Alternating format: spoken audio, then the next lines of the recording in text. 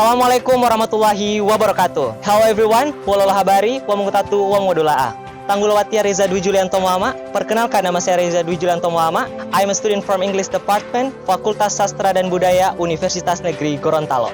Oke teman-teman semua, jadi dalam video kali ini saya akan membahas beberapa budaya yang ada di Gorontalo, yaitu budaya tentang tarian yang ada di daerah Provinsi Gorontalo.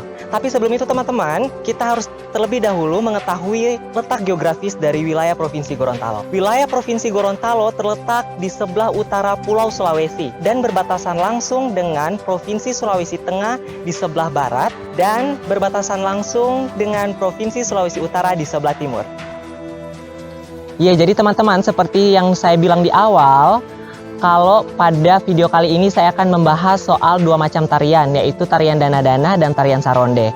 Nah, sebelum kita akan membahas lebih lanjut, saya akan memberikan atau menceritakan sedikit soal sejarah singkat dari tari dana-dana dan tari saronde ini. Nah, yang pertama tari dana-dana.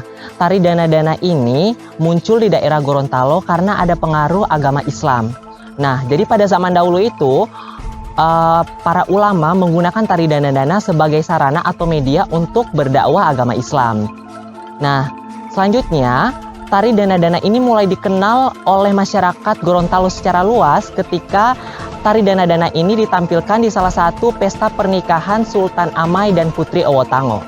Selanjutnya untuk tari saronde itu dia diadaptasi dari salah satu adat pernikahan yang ada di daerah Provinsi Gorontalo.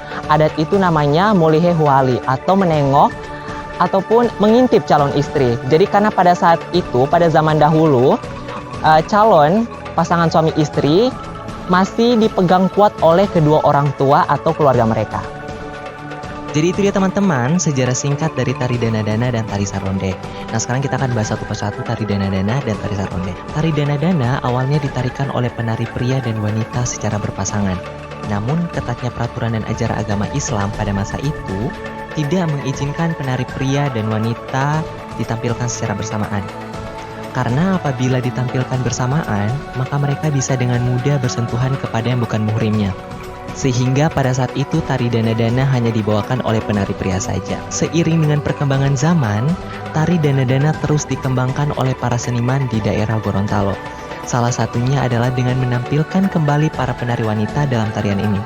Walaupun begitu, gerakan dan formasi busana masih tetap disesuaikan dengan syariat Islam yang berlaku agar tidak saling bertentangan.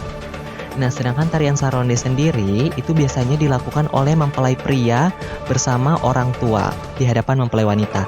Sambil menari, mempelai pria bisa melirik ke arah mempelai wanita untuk mengetahui seperti apa sih calon pendamping hidupnya. Nah, sementara mempelai wanita yang berada di dalam ruangan akan memperlihatkan sedikit dirinya agar mempelai pria tahu bahwa dia diperhatikan. Tapi di masa sekarang, proses tari saronde juga masih tetap dipertahankan dalam rangkaian pernikahan adat mereka karena merupakan bagian tradisi, sehingga meninggalkan makna sendiri di dalamnya dan tidak bisa ditinggalkan begitu saja. Oke, jadi itulah teman-teman semua pembahasan mengenai dua tarian yang khas dari Provinsi Gorontalo, yaitu tarian dana-dana dan tarian saronde. Otoliang Ngolami Indonesia, kami cinta Indonesia, we love Indonesia.